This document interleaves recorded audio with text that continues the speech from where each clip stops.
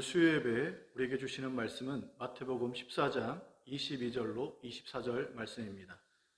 봉독하겠습니다. 예수께서 즉시 제자들을 재촉하사 자기가 무리를 보내는 동안에 배를 타고 앞서 건너편으로 가게 하시고 무리를 보내신 후에 기도하러 따로 산에 올라가시니라.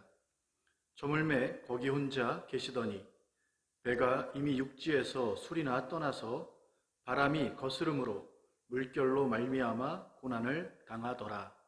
아멘. 오늘 우리에게 주시는 말씀은 주님이 임하시니 바람은 그친다 라는 제목입니다.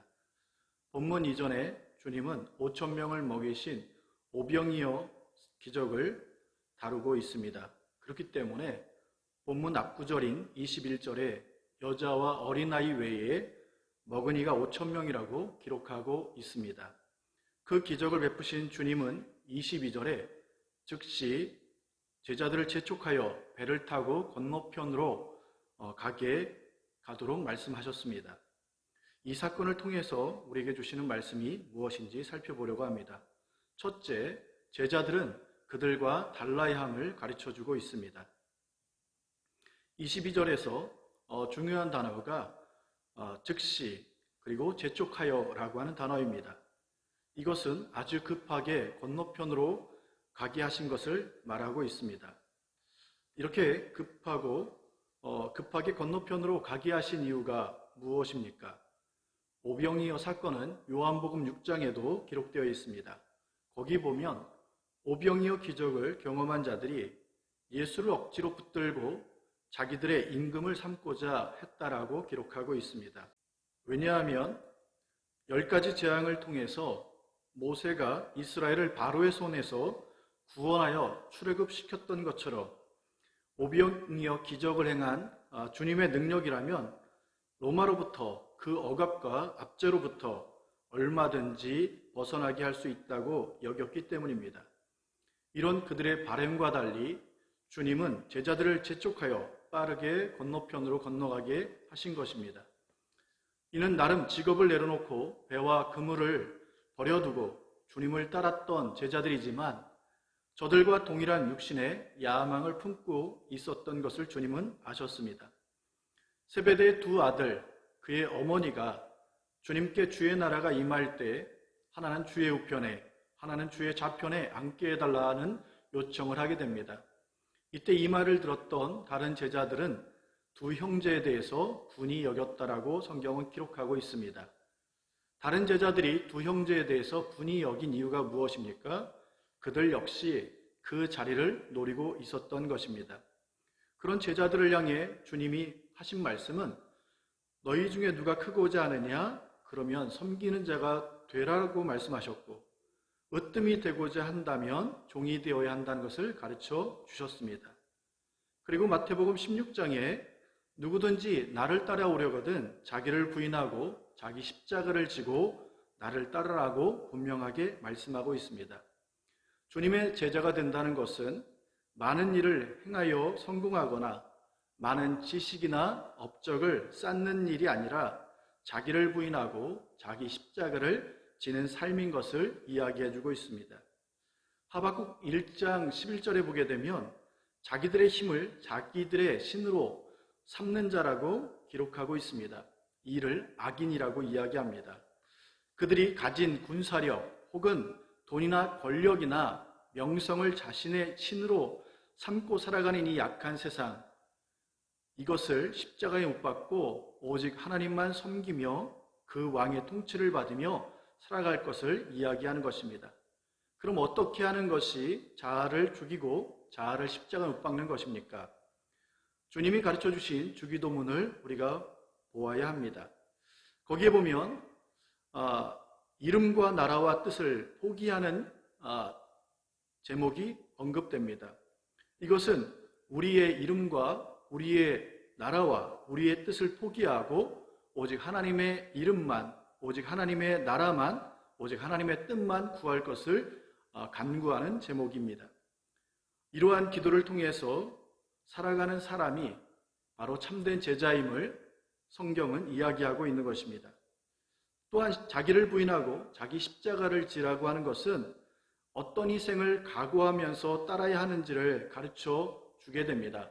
하지만 이 일은 지금까지 한 일이 아니라 앞으로 할 일도 깨닫게 하는 말씀도 담겨 있습니다. 남다른 결단을 가지고 주님을 따르겠지만 주님을 따른다는 것으로 다 되었다는 의미는 아닐 것입니다. 왜냐하면 주님이 제자로 부르신 것은 다 되었기 때문에 부르신 것이 아니라 참된 제자가 되게 하려고 부르셨기 때문입니다. 그러므로 무리와 구분되는 제자라 할지라도 여전히 주님의 책망을 받을 수 있고 또 가르침도 받아야 되며 때로는 실패와 어려움을 통해 얼마나 연약한 존재인지를 날마다 깨달음으로 교만이 아닌 겸손을 유지해야 했던 것입니다. 잠언 18장 12절에 사람의 마음의 교만은 멸망의 선봉이요 겸손은 존귀의 길잡이라고 말씀하고 있습니다. 여기서 교만은 멸망의 선봉이란 말이 무슨 말이냐? 교만하면 제일 먼저 망하게 된다는 말씀입니다. 그러므로 제자들이 교만하여 멸망하지 않도록 겸손하여 존귀한 인생이 되도록 제자도의 삶을 통해서 그 비결을 가르쳐주고 있는 것입니다. 오병이의 기적을 경험한 자들이 주님을 억지로 붙잡고 자기들의 임금을 삼으려 할 때 주님의 제자들을 빨리 건너편으로 건너가게 하신 것은 그들과 달리 그런 임금 삼으려는 분위기에 휩쓸리지 않도록 하기 위함이었던 것입니다. 두 번째, 고난 중에 말씀을 붙잡아야 하는 것을 가르쳐주고 있습니다. 제자들이 배를 타고 건너편으로 갈 때 바람이 불자 큰 물결이 일어났고 그 물결로 고난을 당하게 됩니다. 이때 제자들이 해야 될 일은 물론 빨리 그 고난에서 벗어나기 위해 애쓰고 힘쓰는 것도 중요합니다.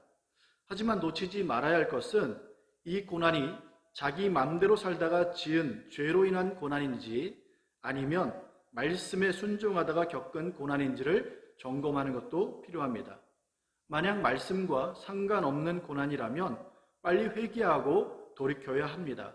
하지만 말씀을 따라 순종하다가 만난 고난이라면 그 고난 중에 함께하는 주님을 붙잡아야 합니다. 스데반 집사가 복음을 전할 때 그가 직면하게 된 것은 성 밖으로 내쳐지고 돌에 맞아 죽는 것입니다.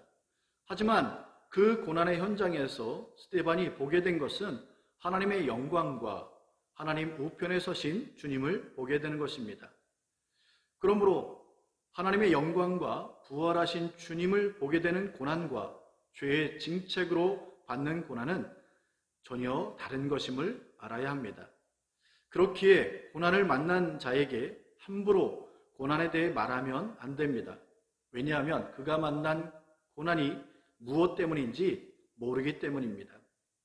그래서 신자가 하나님 말씀 앞에 선다는 것은 지금 추진하는 그 일에 예기치 못한 어려움을 만나면 가던 발걸음을 멈추거나 혹은 되돌아가라는 뜻인지 아니면 믿음과 신앙을 업그레이드 하라는 것인지를 말씀 앞에서 잘 살피는 지혜가 필요합니다.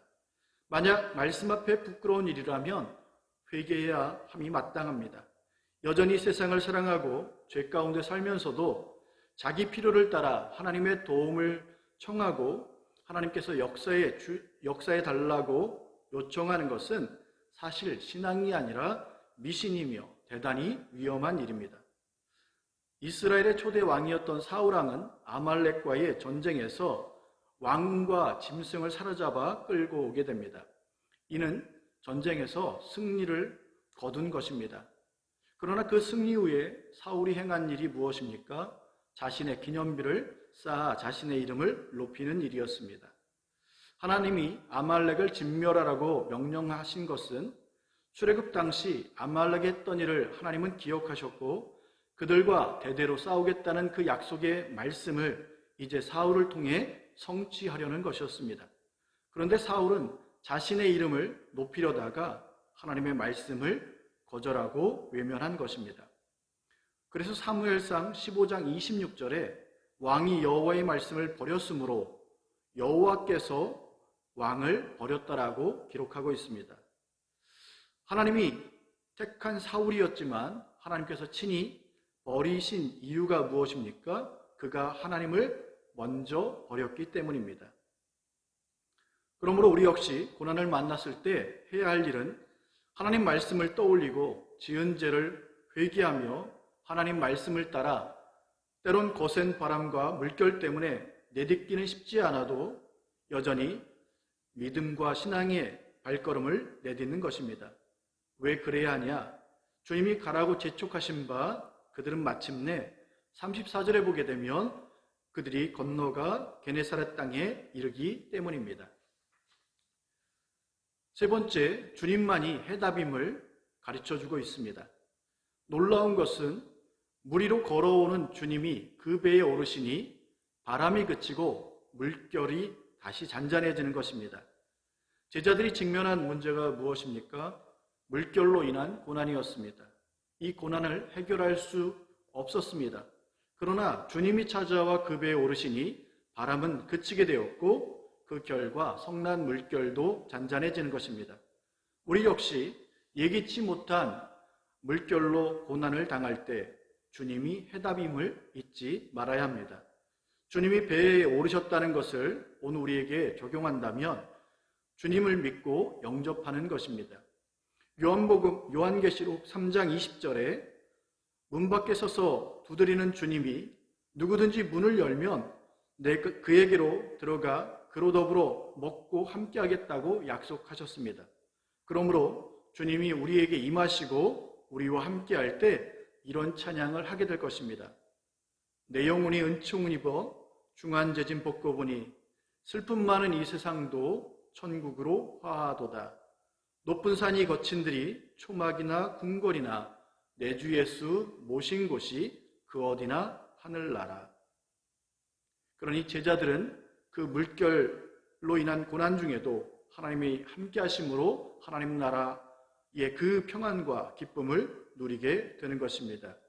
주님이 우리 가운데 임하심으로 바람은 그치고 성난 물결은 잔잔케 되므로 날마다 귀한 승리가 있기를 주님의 이름으로 축원합니다.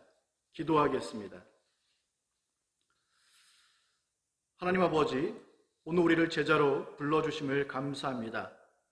제자로 부르셨사오니 이는 우리가 제자로서 부름받을 만한 삶의 모습이 있어서가 아니라 온전한 제자로서 살아가라고 부르신 줄 믿고 오늘 세상이 자신들의 힘을 신으로 삼고자 하는 이러한 삶에서 돌이키기를 원하며 오늘 주님을 이용하여 하나님 아버지 무엇인가 그들의 소망과 소원을 이루려고 하는 그러한 탐심과 정욕으로부터 비롯된 그 욕망들을 내려놓고 오늘 임금 삼고자 했던 저들의 그 소망을 십자가에 못 박고 오직 주님의 뜻을 이루는 귀한 주님의 제자들로 서게 하여 주옵소서. 하나님 아버지, 고난 중에 우리가 말씀을 기억하는 자가 되기를 원합니다. 그 말씀을 비추어 회개할 것을 회개하고 다시금 믿음의 귀한 발을 내디딜 때 주의 말씀이 내 발의 등이요 내 길에 빛이 될 수 있도록 축복해 주옵소서. 하나님, 무엇보다도 주님이 임하시니 오늘 우리가 만난 그 고난의 현장 속에도 하나님이 주시는 평안과 기쁨을 누릴 수 있도록 하나님 오늘 우리를 축복해 주옵소서. 이제는 우리 주 예수 그리스도의 은혜와 하나님 아버지의 무한하신 사랑하심과 성령님의 감화감동 교통하심이 오늘 예배를 드리는 모든 성도들 머리 위에 이제로부터 영원토록 함께 하시옵기를 주 예수 그리스도 이름으로 축원하옵나이다. 아멘.